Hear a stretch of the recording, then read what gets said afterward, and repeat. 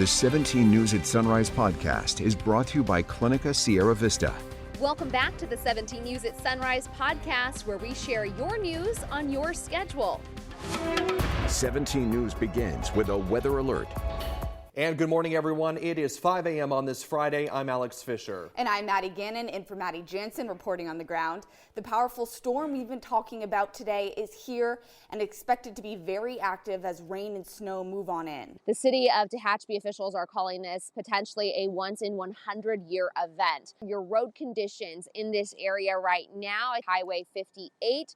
As of last update, Caltrans said that CHP was escorting traffic between just east of the 223 to the 14. So that's about where the National Cemetery is, all the way to Mojave. They are escorting traffic. However, CHP has been posting that they are checking the road, seeing where snow is sticking. Sounds like they're evaluating when and if they will have to close Highway 58. But as of last update, it was open just with escorts. So you're asked to go slow. And again, schools up here in the Tehachapi area will be closed today. They're also closed for El Cajon. Here in Tehachapi, residents are being warned to stay close to home and be patient with first responders and city crews and help their neighbors. Tehachapi Community Relations Specialist Key Budge also asked people to download the Caltrans Quick Map app so that they can get real-time updates on Highway 58. Again, residents say they cannot remember a time when this much snow has been in the forecast.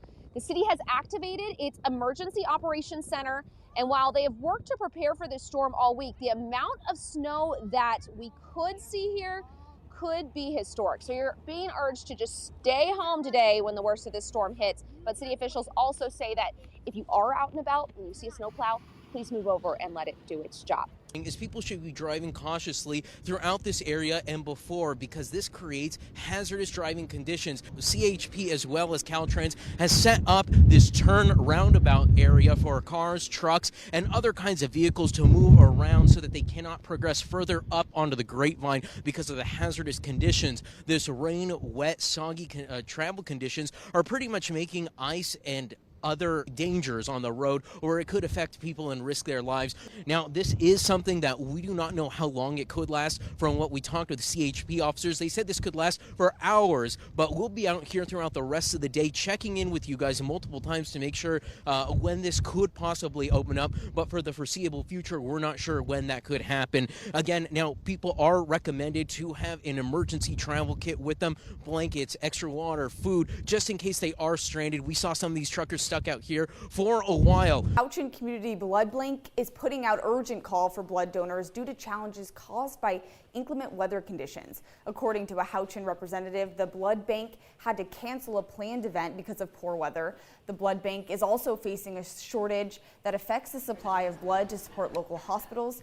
Houchin Community Blood Bank is accepting walk-in appointments for blood donations, or you can book an appointment on their website, hcbb.com. This morning marks 1 year since the first Russian tanks rolled into Ukraine. The first missiles were fired, and the first Ukrainian families crossed the border to escape the fighting. That rush has created a humanitarian crisis that continues today. Close to 10 million Ukrainians have left their homeland, most pouring into neighboring Poland. Jay Gray was there a year ago and is back along the Poland-Ukraine border this morning with the latest on the situation there. It's cold, dark, and places dirty. But for nearly 1,000 Ukrainian refugees, the cots scattered across this empty shopping mall are home. Everything they own in a suitcase or just a few boxes, hundreds living here for the better part of a year. We are ready to help them as long as it would be necessary. Since the Russian invasion, 120,000 have passed through this shelter alone. And dozens continue to show up every day. Almost 10 million Ukrainians have crossed the Polish border since the war began, with tens of thousands continuing to make that trip. There's evidence of that influx most everywhere you look in Warsaw. Right now, around 150,000 Ukrainians are in the capital city. That number does fluctuate and has been as high as 300,000 in the last year. in times of crisis, people can actually come together. Warsaw's mayor is proud of his city's response. We have granted Ukrainians citizen-like rights. They've got rights to free education, free healthcare, free social services.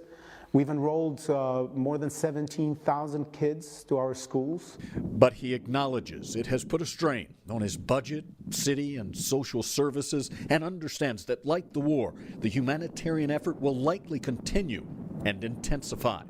It's not going to end today or tomorrow. Back at the shelter, it is very hard. Anastasia is grateful for a place to stay, but dreams about the day she can leave. I really want to go back. Only when I got here, I realized how much what I had. Home was dear to me. We weren't rich, but it was home. Now she wonders, will her home still be there when it's finally safe enough to return?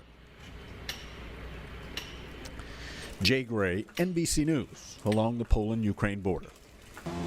The 17 News at Sunrise podcast is a production of KGET and Nexstar Media Group.